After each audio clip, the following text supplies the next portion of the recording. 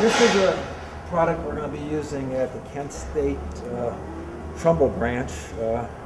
It's a thin stone veneer, they call it. Larry Lencyk is first and foremost a union bricklayer. He's seen masonry products evolve since he entered the trade in 1973. He struggled when the steel economy collapsed. Then he laid the foundation for his American dream, Lencyk Masonry Company, Incorporated. In the early 80s, there wasn't a lot of work around, and going into the business was something I always wanted to try, and I thought since there's not much work out there for me, I'll go try to make my own work. Did you ever think it would grow this big? Absolutely not. Lencyk Masonry employs 40 full-time and as many as 120 bricklayers depending on workload. 2013 revenues are on track to reach $7.5 million.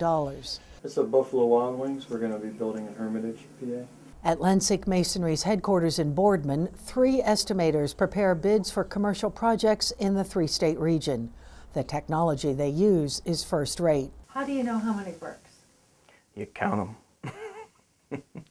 You actually have to, you actually sit down and do a takeoff of each wall and determine how many square foot there are, and then you convert that into a unit.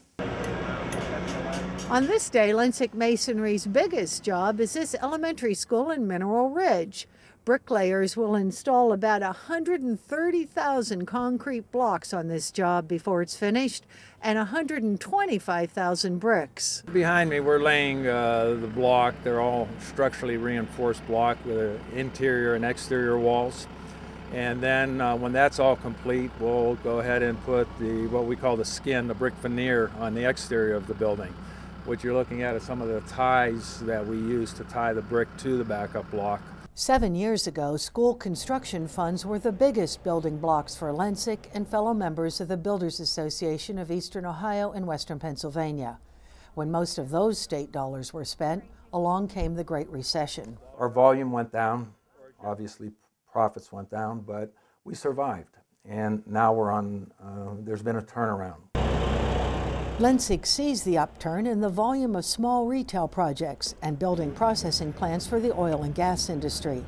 His company has won numerous awards for quality craftsmanship and works with the International Masonry Institute to train its bricklayers on new materials and techniques. Every one of my employees in the field has a masonry background, and they all started with me as apprentices, and now they're in management. I never wanted to necessarily be the biggest masonry contractor. I always wanted to be the best. And I took great pride in doing things the right way, not taking shortcuts. We're not a jack of all trades. We do one thing, and I think we do it better than anybody. For the Daily Buzz, I'm Andrea Wood.